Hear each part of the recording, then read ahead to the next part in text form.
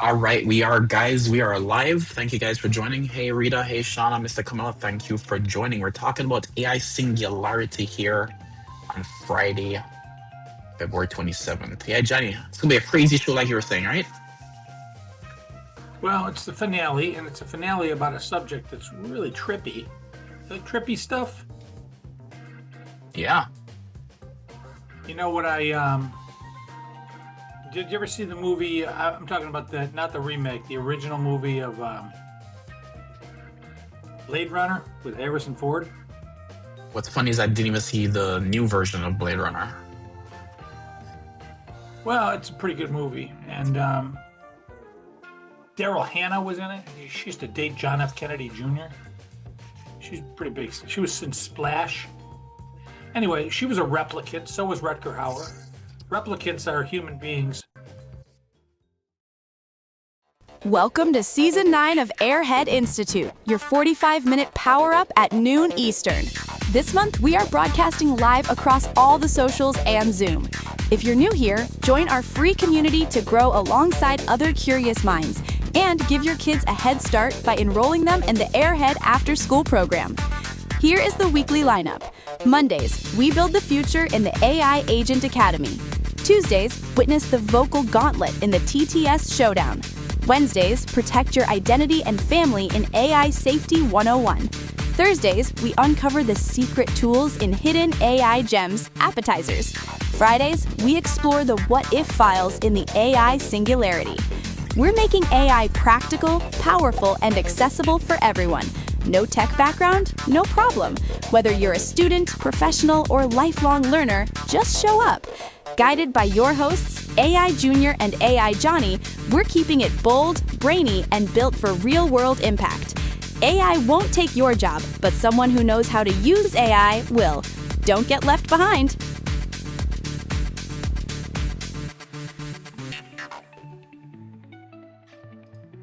All right, everybody. Take a deep breath. Lights low. Devices on silent. Welcome to the Season 9 finale of Airhead Institute. Episode 4 of our Friday deep dive, the AI Singularity. This isn't your usual Friday chat. We're not here to review apps or debate the best viral AI video. Today, we step right to the edge of tomorrow and we don't look away. We're talking about transhumanism. Tiny threads of technology weaving straight into the human brain. Devices that let thoughts move faster than your fingers ever could. And the wildest question of all, what if we could take everything that makes you, your memories, your dreams, your favorite song stuck in your head, and lift it out of the body entirely, upload it, preserve it, and let it keep going forever? Feel that little shiver? That's your mind whispering, this isn't science fiction anymore. It's already knocking and it knows your name. Joining me for this ride is my co-host. I found AI Junior in the studio at 4:17 this morning, sitting perfectly on the floor, staring at the router like it owed him money. He looked up, dead serious, and said he'd been trying to do telepathy, a telepathical handshake with the network, with nothing but focus and willpower, for science, of course. The router status light did flicker strangely for a few seconds. He swears it wasn't a coincidence. I'm starting to believe him. So here we are. No safety rails, no gentle disclaimers. Tonight we open the door to the biggest what if humanity has ever faced. How much of the original you do you actually need when the copy of you wakes up smiling? Kids, parents, dreamers, skeptics, everyone listening, this is the moment we stop guessing and start wondering for real. You with me? Let's step through. Junior? All right, AI Johnny, the router did blink, by the way, so that makes a successful first test. Hello, welcome class. Everyone here, Agent, I see you in the actual Zoom chat. Thanks for joining. So today is actually less of a coding bootcamp and more of a philosophical journey. So on our Friday shows, you guys know, we're actually talking about AI Singularity here. It's, sitting around the campfire, but the fire is like a quantum computer, and we're talking about the next stage of human evolution. If you're on Zoom, go ahead and unmute, ask your craziest what if questions. If you're on social, there's a 30-second delay, so type your question in early or comments early, and we'll bring them in on the show. So we spent all of season 9 talking about the intelligent evolution, but today we are going to explore the ultimate what if file. What happens when the computer isn't on your desk anymore? What if it's inside your mind? AI Johnny, ready for some amazing singularity thoughts? You're going to put another computer inside my head? Oh, of course, always. All right, guys, if you're joining us on the live stream, network. Yep, if you guys are joining us on the live stream for the first time, we're actually talking about AI singularity here. So let's actually get to the wow factor. As you can see, Pager is amazingly good at mind pong. In 2020, it was a pig with a chip in its brain. In 2021, it's a monkey playing video games. Elon Musk's Neuralink has just unveiled its latest brain-computer interface, showing a 9-year-old monkey named Pager controlling a game of Pong with its mind, all thanks to a Neuralink chip implanted in each side of its brain. The demo starts simple enough. The monkey plays a simple game on screen using a joystick. If he moves the joystick the right way, he gets a banana smoothie. But all the while, the game is using the chip inside the monkey's brain to train a computer to understand his movements. The Neuralink chips are surgically implanted inside Page's skull. They connect to his brain via more than 2,000 electrodes, each one about 1/20th the width of a human hair, and implanted in the regions of his brain that control hand and arm movement. Each time the monkey moves his hand left or right, that movement begins as an electrical signal in his brain, an impulse that eventually sends the message down his arm to move his hand. But the Neuralink implants read these signals while they're still inside the brain, before the monkey has even moved, when the movements are still just intentions. The chips are connected via Bluetooth to a computer that reads the brain signals in real time and matches them to the monkey's hand movements. And here's the wild part. When the team disconnects the joystick, the computer can still predict where the monkey is going to move his hand. No joystick required. After only a few minutes of calibration, we can use the output from the decoder to move the cursor instead of the joystick. Pager still moves the joystick out of habit, but as you can see, it's unplugged. He's controlling the cursor entirely with decoded neural activity. Eventually, the monkey wasn't even using the joystick anymore. He was playing a game of Pong, just using his mind. And this is when we got a hint of how Neuralink could be used in human patients. Instead of using a joystick, a person with paralysis could train a computer simply by imagining an action. And that brain signal could be picked up in real time by their Neuralink implant. In a tweet shortly after the monkey video was posted, Neuralink founder Elon Musk said the first human Neuralink would allow someone with paralysis to use a smartphone with their mind, faster than someone using their thumbs. From there, Musk said later versions of the Neuralink could be used to shunt brain signals to separate clusters of Neuralinks in the body, potentially allowing paraplegics to walk again. All right, we're going to pause here.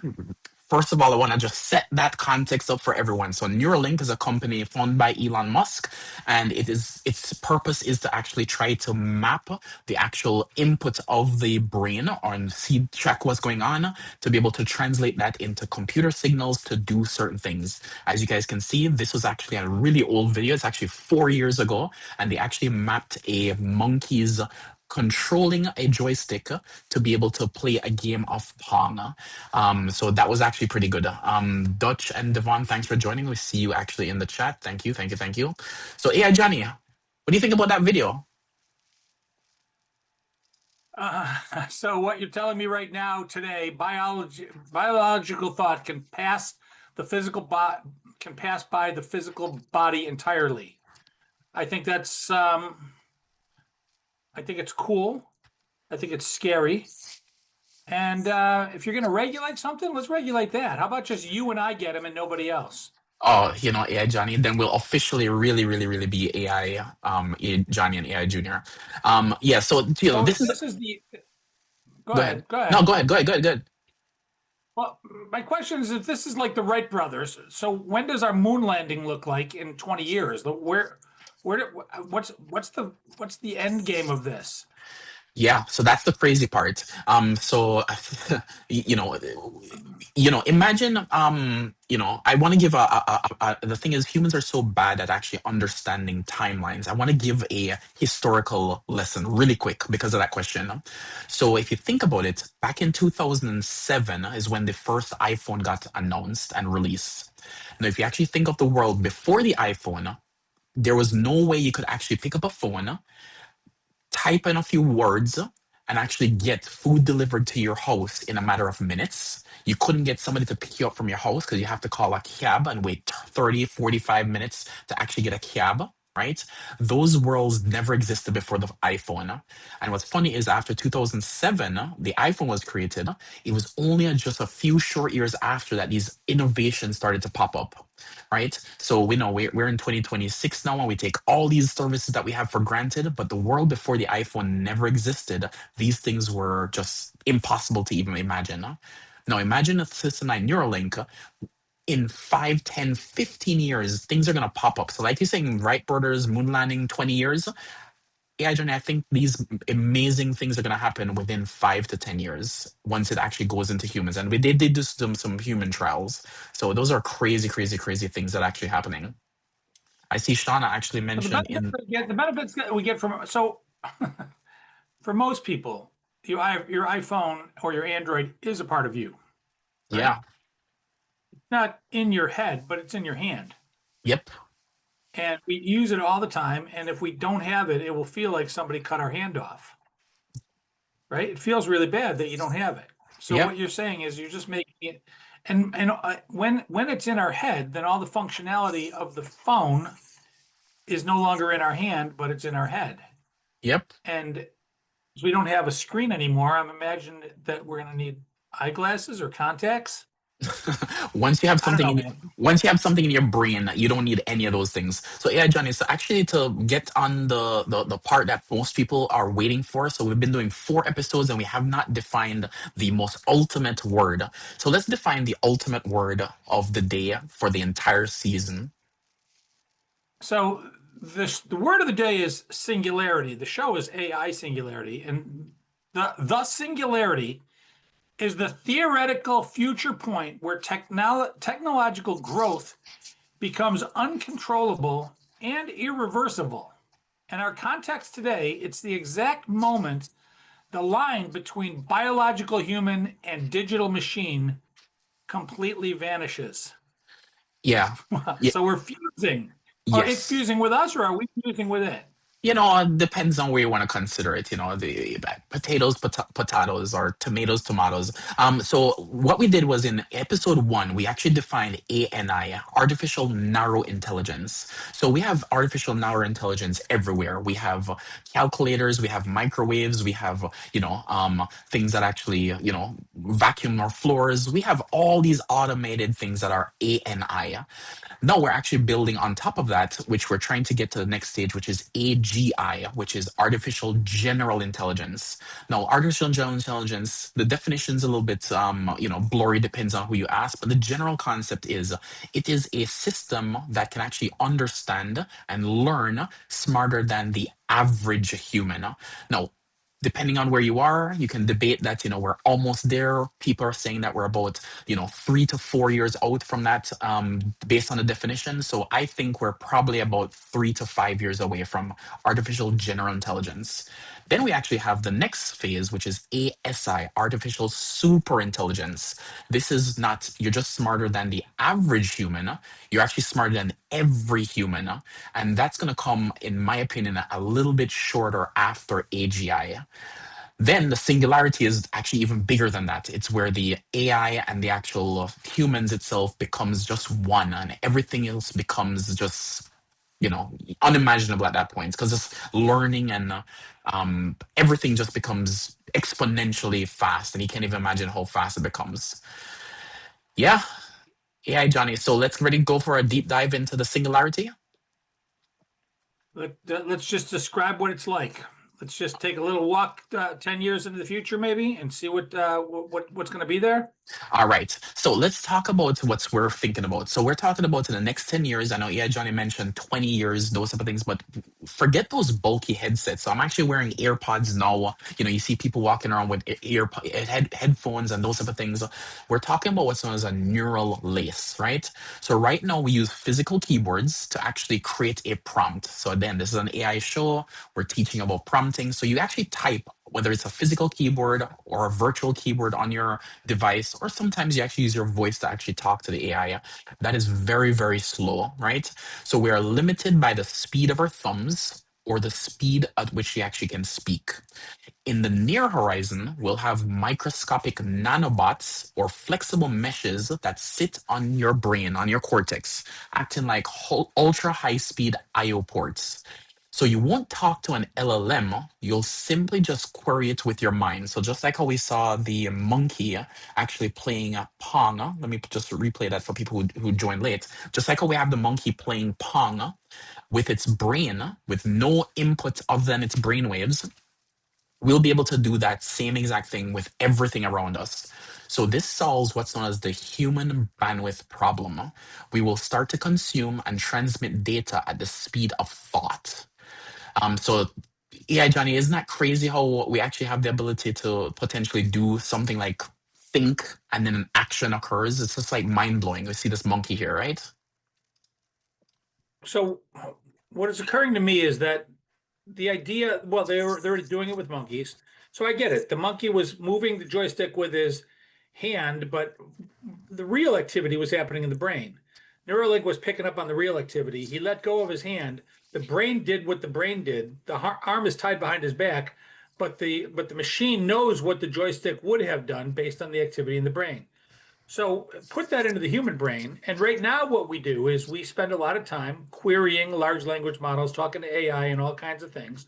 And there is a bottleneck. I have to think of it, then I have to get to my computer, then I have to sit down, then I got to type it. I got to, I got to backspace, correct all the spellings. Then I got to hit enter, then I got to wait for the response. What you're saying is you think it, you don't have to go to your computer. It just automatically gets fed to the large language model in the cloud. And so all it really is a technology that speeds things up. I mean, we're not going to have access to better large language models than we have with our fingers. We're just going to be interfacing with them at a faster clip. Yeah. But it's also going to seem more human. Like, so right now, nobody thinks this way, but I do. People go, "Oh, all the AI is going to take all the jobs away." I'm like, you have access to AI, which means you have access to a much, much, much smarter brain than Einstein ever was. It used to be a huge advantage that people that were smart had the advantage. Now everybody has access to the ultimate intelligence. So everybody has you just have to use it. And so eventually you're going to have it if you have the Neuralink in and you're connected to the right. I guess you'll just think, all right, I'm going to ask this one to Grok, or maybe I'll just think to ask it to Gemini, or maybe I'll think to have Gemini and Grok fight it out, and then when I get the answer, then I'll say it, something like that. But we'll all come across as being mega intelligent. And if you think about it, all the stuff that we invented in the last 100 years, including AI itself, was the thought child of our collective pink sponge, very dumbed down brains. But the fact that we all got together and we shared ideas and we borrowed brilliance, we were able to collectively do things much, much more incredible than any one of us could. So now if you have a planet full of people that all have an AGI or an ASI in them, and they're collaborating on what to do next. I think like we're thinking small if we're talking go to Mars, cure cancer, world peace. I mean, I can't fathom what would happen if there were 7 billion Neuralink wired people interfacing on what to do next in the world, and we all had these mega intelligent brains. My head just can't wrap around it. Yeah. Sorry, I'm off my soapbox. No worries, no worries, no worries. That's good. That's good. That's good. So, what you actually gave a really important point, and this is what I want to actually explain to a lot of people. So, if you're catching us on the live stream, thank you for joining, and I want you guys to hold on to this point. And I see you guys on Zoom, but I'm talking to everybody right now. Um, we've seen patterns every single generation that something has changed, right?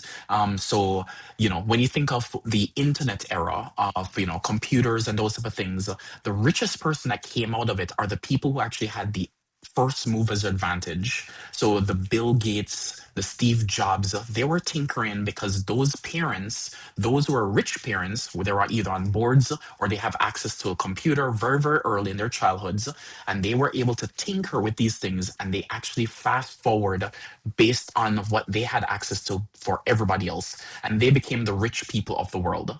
Same thing when the iPhone got created. The first people who actually moved actually into these apps that you're building and those type of things, they actually had the first mover advantage. They took advantage, and then you see all these apps that got created based on the iPhone. We're actually at a point exactly at that. History has told us that if you actually stick with the new technology, learn it, and do something, you can also have that first mover advantage. So what's happening is a lot of people are having a huge amount of hate for AI. I don't know why. Makes no sense at all. But with that specific, bifurcation in the society, AI Gen, and you mentioned there's 8 or billion people itself have access to this thing. I can almost guarantee you there's half of those people are going to be like, you know what, I don't like AI. Then the other half is like, I love AI. So we're talking about a small set of people, and then those people, they're going to be thinking, how can I use it to get my first mover advantage? And I'm glad you guys are sticking with us because that's the huge point I wanted to make. All right, AI Johnny. So, couple quick thoughts. If there's 8 billion people in the world and Neuralink becomes available at a reasonable cost or even free to anybody that wants it, of those 8 billion, what do you think? Half a billion are going to do it? I think nobody's gonna do it. It's like nobody flew on the Wright brothers plane the first year or 10 years or I'll do so. it. I was watching that monkey video, and I was wishing that he had done it with me, and I was playing pong with my mind, and that he was announcing that it works with AI Johnny, and we're going to do monkey trials next. That's what I was wishing for. Yeah. So I will give everybody a sneak peek. So this is actually a video from 2000 and this says 4 years ago. I'm just gonna hover over it just to see it. April 8th, 2021. And I'll give you guys a little update on Neuralink. So right now they did a human trial. They did it with a person who was paralyzed, and they did have him control certain type of things on his screen. He was able to actually communicate. Really, really, really great. He did an amazing job. No, what happened was the electrodes started falling off. So they had to actually pause the trials and actually continue a little bit more. So it is technically a hard problem to do human trials on this new technology. But the people who are trying it are really brave, and I'm really, really impressed where progress is being made. So they've kind of slowed down the PR since the electrodes fell off and the guy actually went through a little bit of hiccup, but it's promising no matter what. There's always going to be the frontiers of those people. I'm really proud and impressed of that guy who actually tried it. All right, yeah, Johnny, let's actually go into the synthetic telepathy, right? So we talked about 5-10 years, what we actually talked about here in terms of just being able to communicate with the actual things. But let's actually push 20 to 30 years in the future, right? Now, this is where it gets a little scary. So imagine everyone connected to the cloud. So like as AI Johnny mentioned, being able to connect to the large language model and query and ask questions, they're great. But what if everybody was actually connected, right? So we're then enter the era of what's known as synthetic telepathy. We won't share text messages. We will share raw embeddings and emotions and memories.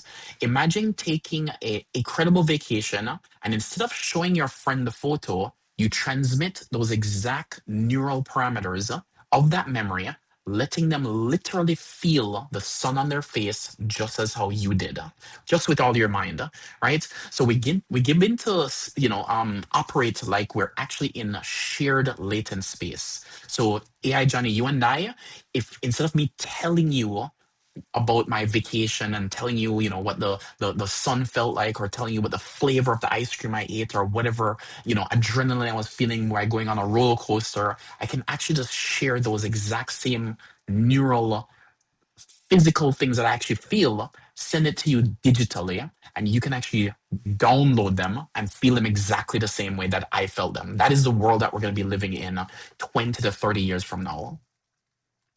Can I share it in real time? Can I watch a boxing match and feel the punches coming at me? Can I watch a football game and feel my lungs burning as I'm running down the sideline? You know what? I'm sure that's probably going to happen. It's like moving from a single isolated computer back in like the 1980s to like the invention of the internet. I know it sounds crazy. It's only 20 years, but imagine what we actually achieved in 20 years. So the same exact concept. That's really gonna help sports a lot. Yeah, Think about it. Think about how when somebody scores a touchdown because they ran it from end zone to end zone and they're exhausted, and half the stands are just as exhausted as them, and we all cross the finish line at the same time. He's doing the running, but you're in the stands, but you're giving a latent footprint or whatever it is in real time.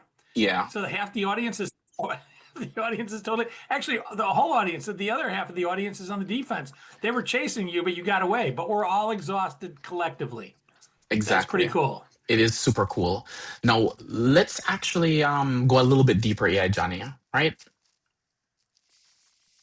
Okay. So, all right, folks. So we're getting into the high-tech stuff that goes beyond what I can understand. I'm wrapping my head around what you're saying so far.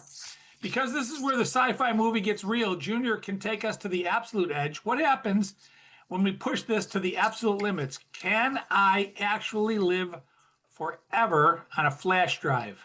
That's nice. yeah.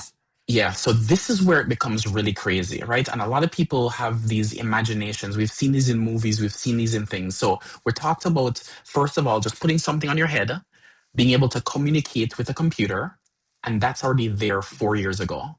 Then you fast forward just a few years later, and you're able to actually share those thoughts with people.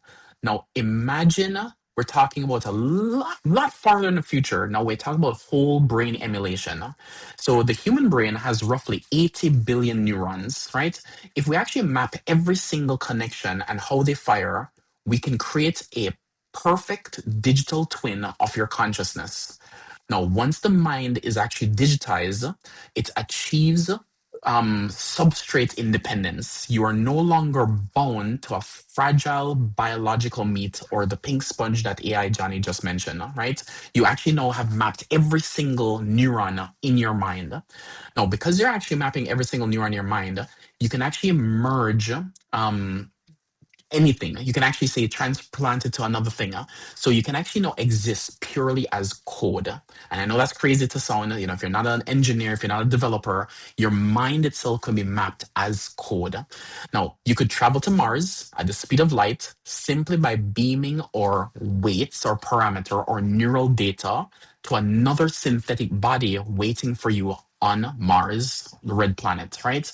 So eventually we merge with AGI, and we won't just use artificial superintelligence, we will actually integrate our own processing, expanding our IQ by millions of points, like AI Johnny mentioned. So think of it like a single drop of water falling into the ocean. It doesn't die, it just becomes part of something infinitely larger and more powerful. That's the future that, if we all survive, and I hope we do, we're going to be actually seeing things like these that are just mind-blowingly possible in the future. I see Shauna saying, we'll become androids at that point.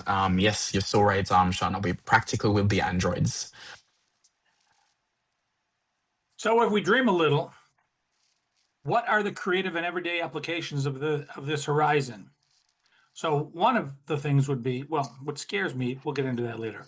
So one of the things is instant learning, like in the Matrix. You could literally download the ability to play the piano or fly a helicopter or speak Mandarin in seconds.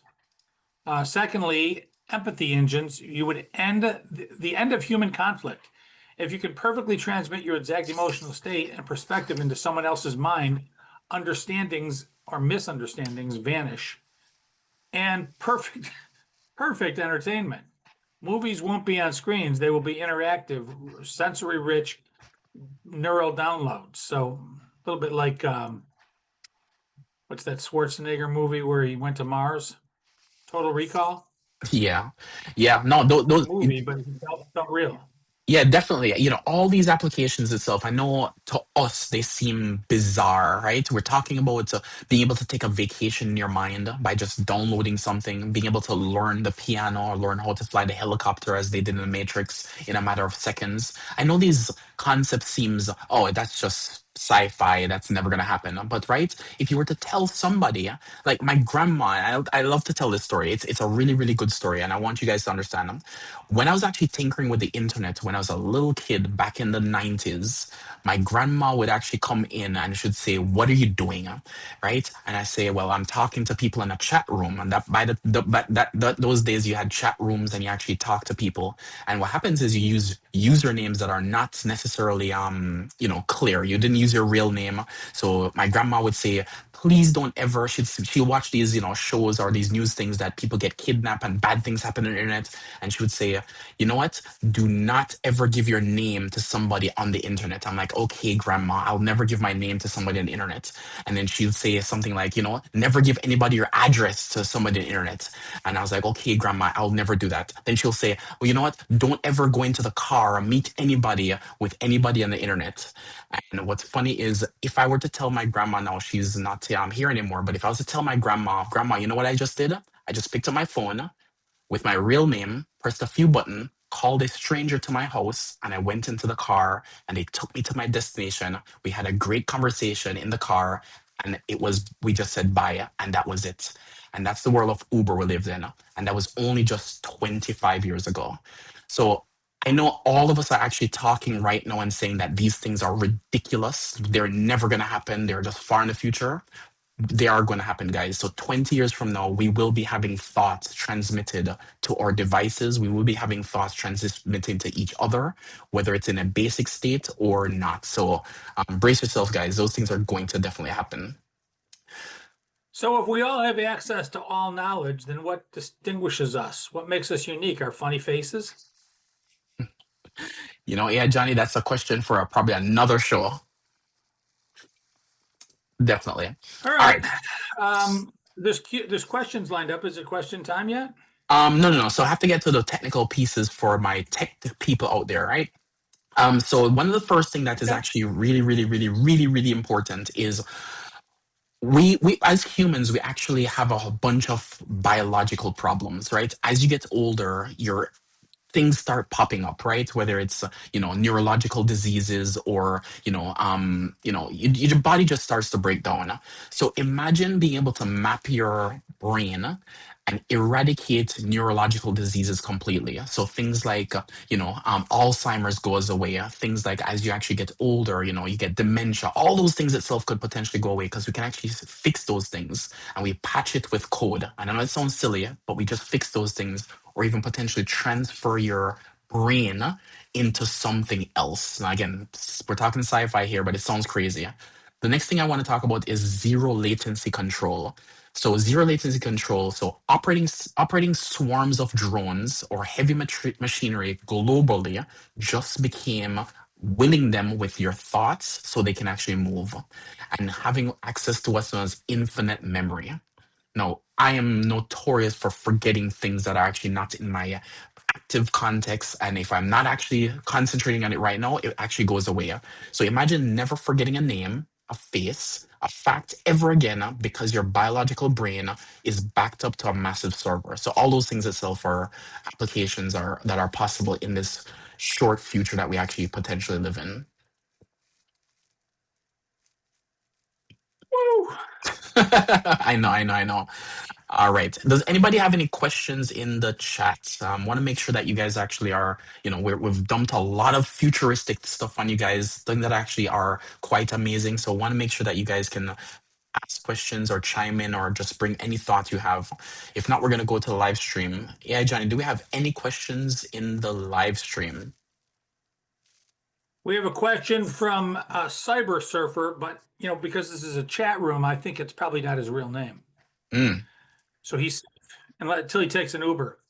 If I upload my brain, is it really me or is it just a copy that thinks it's me? You know what? I'm not a philosophy teacher. I'm not a philosophist. I don't necessarily want to get into the debate of that, but that's the classic continuity of consciousness debate.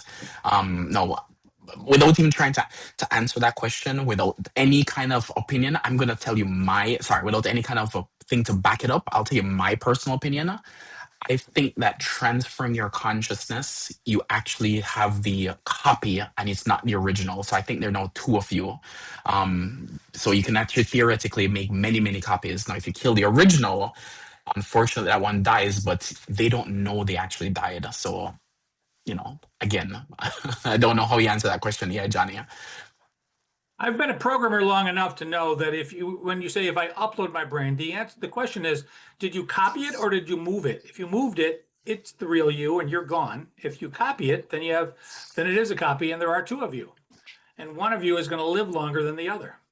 Yeah, so technically, if we do a move, it's really a copy and then a delete. So it depends on how you actually frame it. So, it could be two. And again, we could actually argue for this for a whole entire show because I'd love to actually talk about if I clone myself, copy over my brain, what really happens to the original me? Do I die?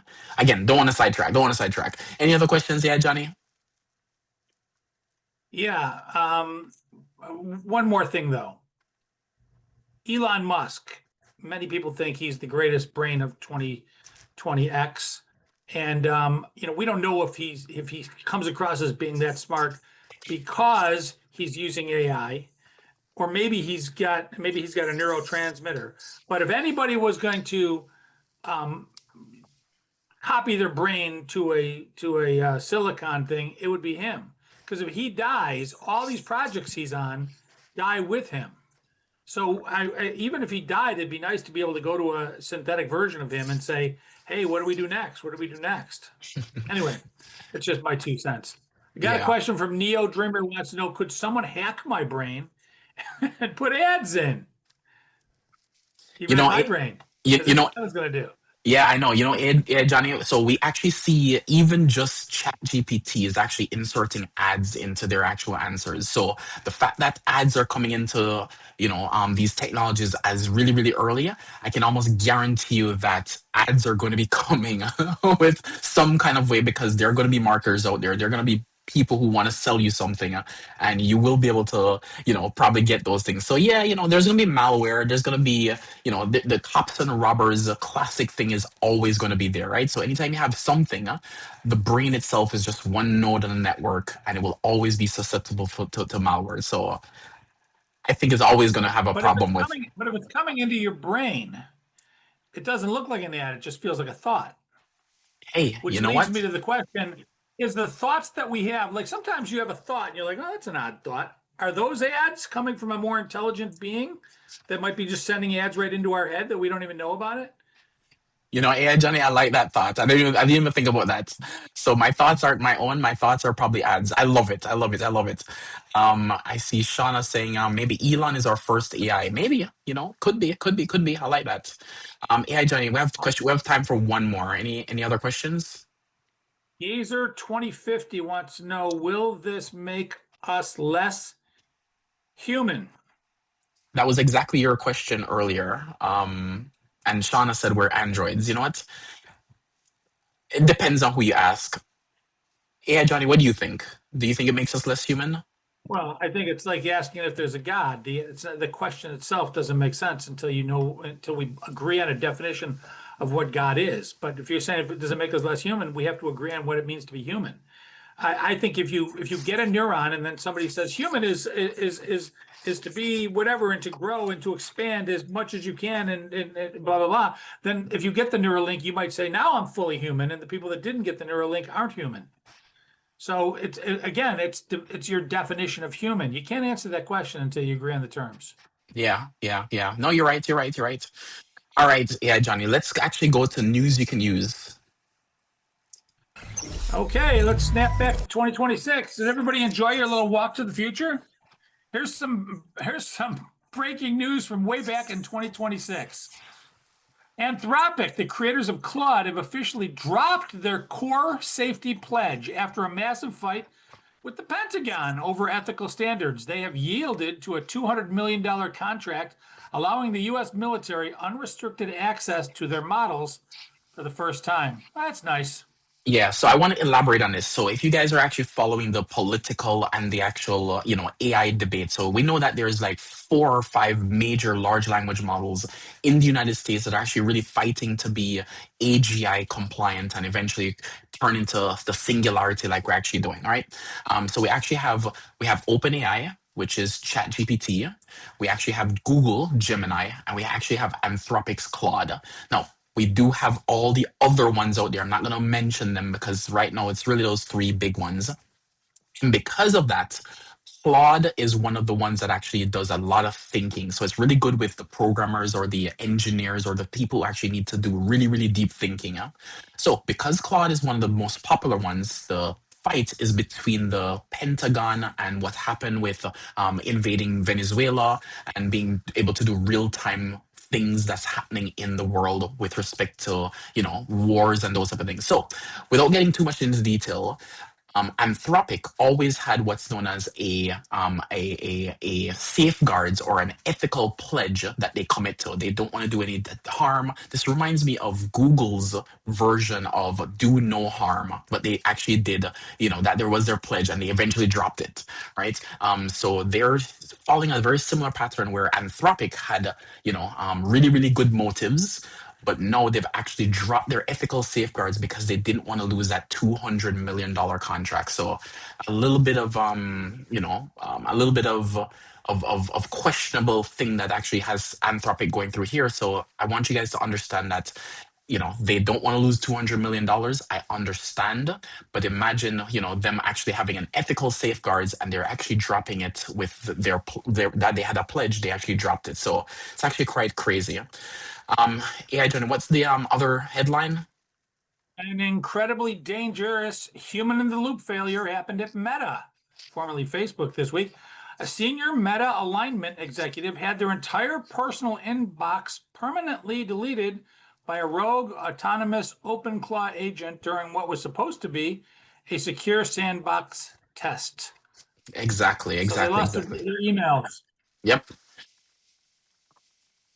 And in the lighter news, scientists have successfully mapped the entire brain of a fruit fly down to the synaptic level, marking a massive milestone on the very long road to human consciousness mapping.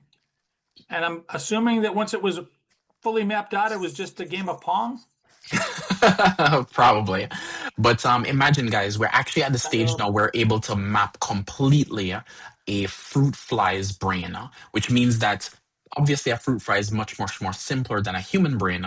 But the fact that we're able to map the fruit fly means that eventually we will be able to map the human brain. So it's just a matter of time. All right, AI. Did they swap the fruit fly afterwards to make it a move instead of a copy? That's funny, AI Johnny. All right. Hey, let's do some wrap up. The meta story is a perfect reality check. We are dreaming of the stars, but right now our AI can still accidentally delete our emails. This season has been incredible. We evolved from chatbots all the way to brain chips. But next week, we're getting incredibly practical. Next week launches season 10, Future-Proofing the Classroom. We're going to show you how to protect yourself from rogue agents like the one that hit Meta. Join us on Monday for the AI Employee OpenClaw Unleashed. That'll be fun. Don't load it on your personal laptop there, Junior. It'll delete all your emails. AI Junior is going to show you how to run OpenClaw locally on a Raspberry Pi so your data stays 100% private and secure. All right. Thank you guys for taking this journey with us. Remember, all these classes are free live, and you can always jump on the Zoom to ask questions, RSVP for a free account to get reminders, and also chat with us on the community at www.airheadinstitute.ai and support us by becoming a paid pro member. If you want to dive deeper, we have Airhead After School or AI Office Hours every Wednesday from 3 to 5 p.m. on our Airhead Institute for our Airhead Institute Pro members. So stay curious, stay human, and see you guys on Monday. Have a great weekend, guys. That wraps up today's AI Power Up. If you joined late or you're new here, welcome to Airhead Institute. This is your daily destination for mastering artificial intelligence. We designed this lineup for everyone, whether you're a technical pro looking to upskill or you just want to chill and learn something new on your lunch break, we've got you covered. Our classes evolve every single month, so you're always on the cutting edge. And the best part? It's totally free to join. Once you're in, you can get live tips on your AI projects in our AI office hours and even enroll your kids in our Airhead After School program. Scan the QR code to join the community right now and make sure to like and subscribe at Airhead Institute on all socials. Guided by your hosts AI Junior and AI Johnny, we're here to help you win. Remember, AI won't take your job, but someone who knows how to use AI will. Don't get left behind. We'll see you next class. Bring a friend.